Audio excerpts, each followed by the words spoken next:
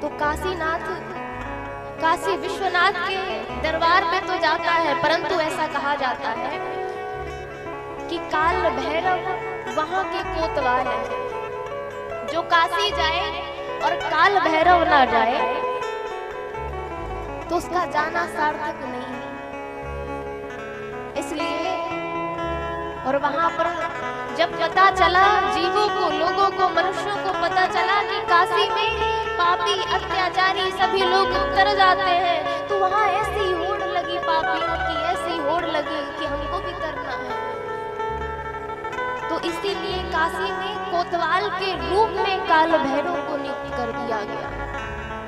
काल भैरव क्या करते हैं? काल भैरव जो पापी होता है, अत्याचारी होता है, उन्हें दंड देते हैं। उनका एक नाम दंडपाणी भी है, तो उन्हें दंड देते हैं। देखिए उनका रूप भी भयानक है, परंतु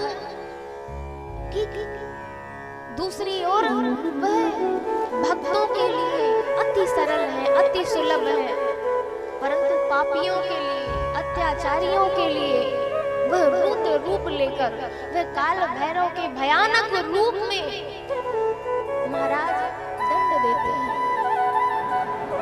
और अपने भक्तों के लिए तो अगर भक्त थोड़ा सा भी क्षण मात्र भी वह पाप कर दे तो अपने भक्तों के पापों को खाते हैं। ये है काल भैरव, ऐसे हैं काल भैरव। बोलिए काल भैरव